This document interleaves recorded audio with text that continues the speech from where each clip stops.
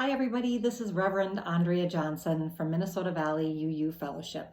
Today I'd like to talk about grace. In this time of pandemic, how can we open up a space for grace for ourselves and others when the uncertainty, grief, and challenges surface? Here's what I've been noticing lately.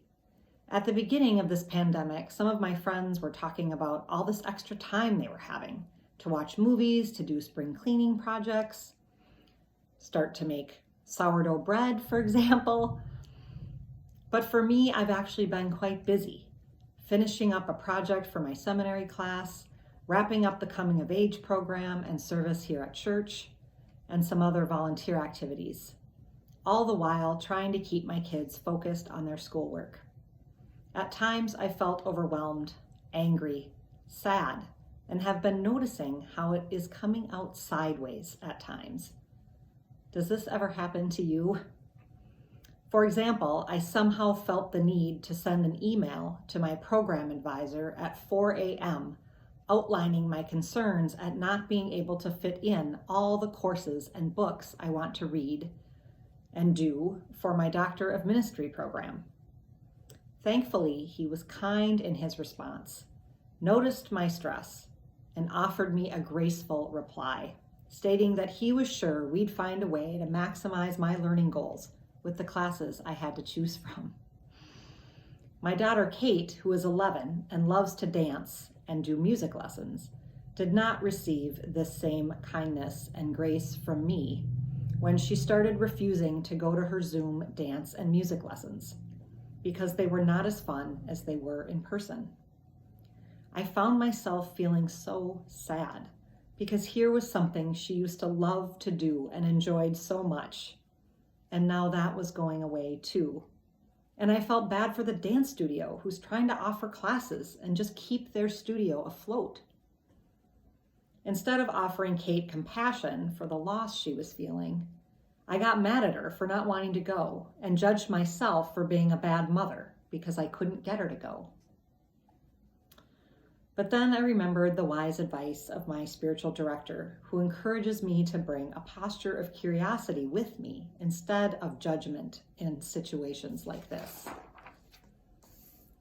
So I took a minute to slow down and I asked Kate, "What is bringing you joy right now?"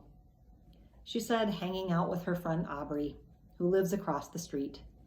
They can go on bike rides, rollerblading, and they climb adjacent trees near Lake of the Isles where we live. Instead of giving up on dance and music lessons, we called the music teacher and brainstormed options. She suggested we drop piano for now and instead focus on singing and playing the ukulele in the teacher's backyard, 6 feet apart. Kate loved this idea and can't wait to try it out next Monday afternoon. My favorite theologian, Paul Tillich, describes grace as that thing which breaks into our lives and surprises us into wholeness. We are struck alive like a bell awakened with sound and purpose. We ring with a new pattern. Grace bestows assurance, grounding, and hope. It changes guilt into confidence and courage. What helps me to let go of some of the expectations and standards?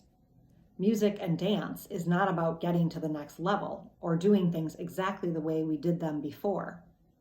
When I slow down and pay attention, creativity can emerge. I am able to express the true compassion and love that is in my heart and drop the judgment and the rigid expectations. When I lean into my daily practice of exercise and prayer, the judgment softens and I have more fun. This community is a place where we can all find support for allowing grace to shine in, where we can welcome the shame, the anger, the fears, and the dark spots. My wish for you all is to find some daily practice that gets you in touch with what is life-giving to you right now. Put down the striving, the judgment, the fear, and the anger, to make space for grace, to bestow courage, grounding, hope, and joy in these uncertain times. May it be so for you this week. Amen.